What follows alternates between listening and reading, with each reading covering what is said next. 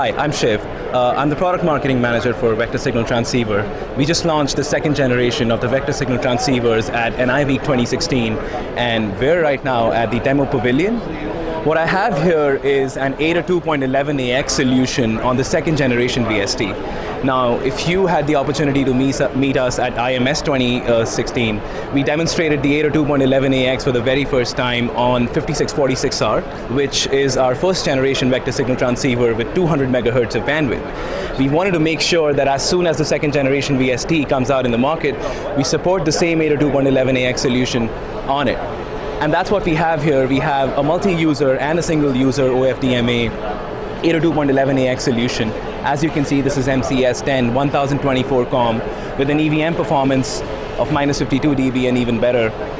What we have here is the second generation VST with external local oscillators from PXI E5653, which are the high precision local oscillators of National Instruments that are also used in the 26.5 gigahertz vector signal analyzer. As you can see on this system, we have the support for ADA 2.11ax testing. Because of the two slots of the vector signal transceiver, if you have a MIMO test, you can easily scale your CISO test to a MIMO test and have 8 VSTs synchronized with each other in a single 18-slot chassis. And you can do the synchronization using NI patented synchronization technology called the T-clock technology, which enables sub-nanosecond synchronization. So that's what you have here, the support for ADA 2.11ax. If you're a chip manufacturer, or if you're planning to be the first one in the market with an ADA 2.11ax chip, then this is really the solution that you should be having on your test stations. We're now at the second demo station for the second generation vector signal transceiver. What we're demonstrating here is the user programmable FPGA, using which you can not only customize, you can not only use the standard modulation and the demodulation schemes, but you can also design your own customized versions of modulation schemes and demodulation schemes. What we have here is an example of different standard and customized modulation and demodulation schemes that have all been implemented on the user programmable FPGA of the second generation vector signal transceiver. So what I want to show you first is a 1 gigahertz wide radar wideband chirp on the second generation VST.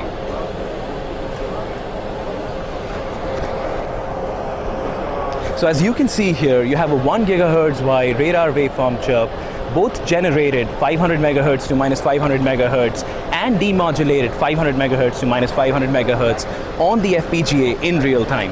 That's really the potential of the second generation VST to create standard and custom waveforms for your applications that could range from wireless and semiconductor characterization to aerospace and defense applications. I have a variety of other applications that I could show to you. For instance, this right here is an FPGA-based AM and FM solution where you can really choose your message waveform, which could be a sinusoidal waveform, a sawtooth, a square waveform, and then you can modulate it and demodulate it on the FPGA. But the fun part is, how do you do that? So let me quickly show you how the user experience is going to be for the FPGA on the second generation VST. And this is really interesting because we have put great amount of resources on making the FPGA experience even better than before. You have more access than before. So what you have here is the FPGA reference project. This FPGA reference project will be given to the customers for them to be able to customize their own solutions. Now, NI has been talking about the FPGA extensions for a really long time.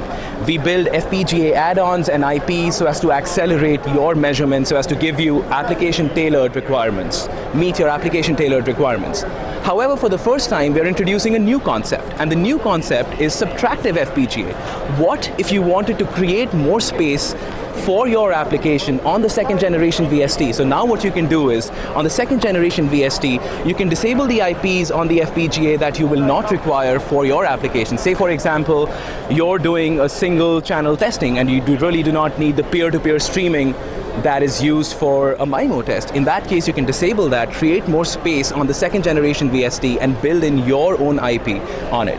So for the first time, we're introducing the concept of subtractive FPGA extension. So this is the reference project. You have the acquisition loop, you have the generation loop, and this is the example user loop, which is documented with instructions for you to program with.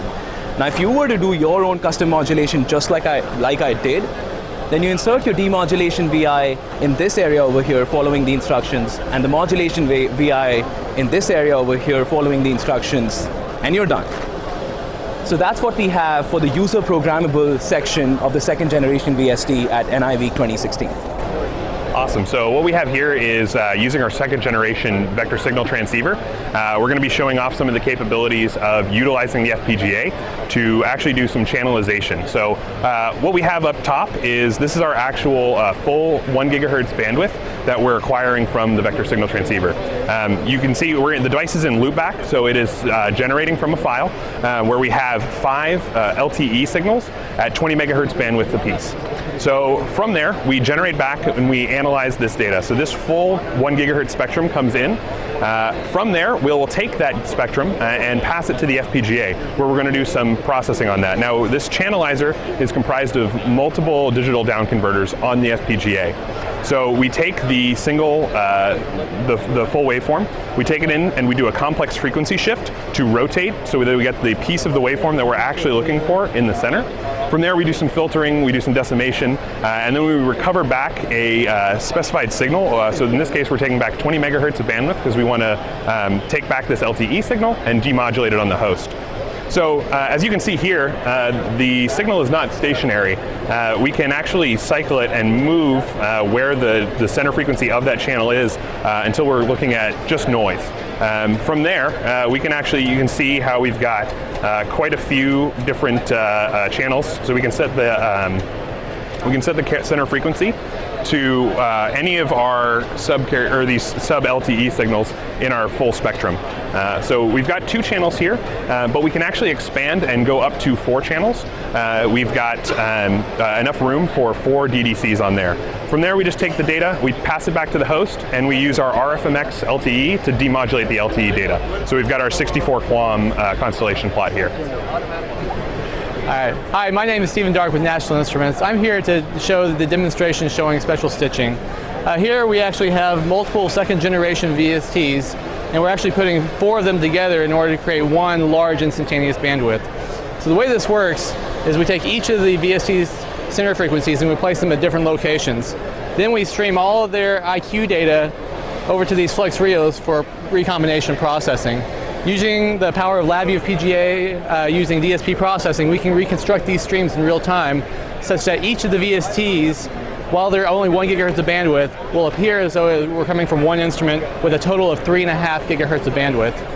So here we can see that we're getting great EVM on our demodulation, and we're able to demodulate across the entire spectrum.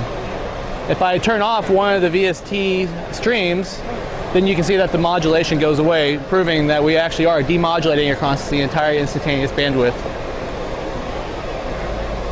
So in summary, we took 4 VSTs, they each had a gigahertz of bandwidth, and in real time we can stitch them together as though they look like one VST with 3.5 gigahertz of bandwidth.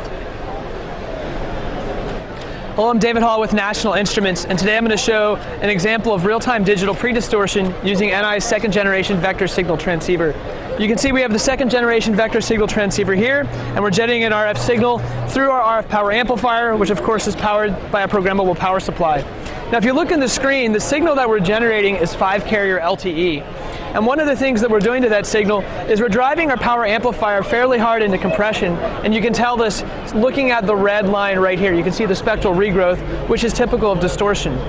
Now, in order to linearize this PA, or in order to test the PA under a linearized condition, we actually apply digital pre-distortion to the waveform of our signal generator to observe the PA's performance under the case where it would be linearized.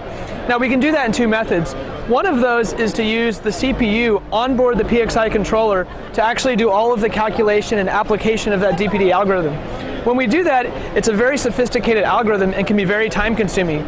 You can see here that it takes about 300 milliseconds to execute that algorithm using the processor of the PC.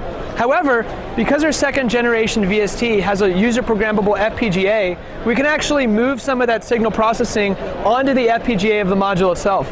That results in a much faster execution, and you can see here that when we apply that digital predistortion algorithm on the FPGA, we can do a full test, characterizing the DPD coefficients, applying the DPD coefficients, and measurement in just under 2 milliseconds. So that's an example of how using a user programmable FPGA, in this case we're programming in LabVIEW, can significantly improve test time for applications like RF power amplifier testing.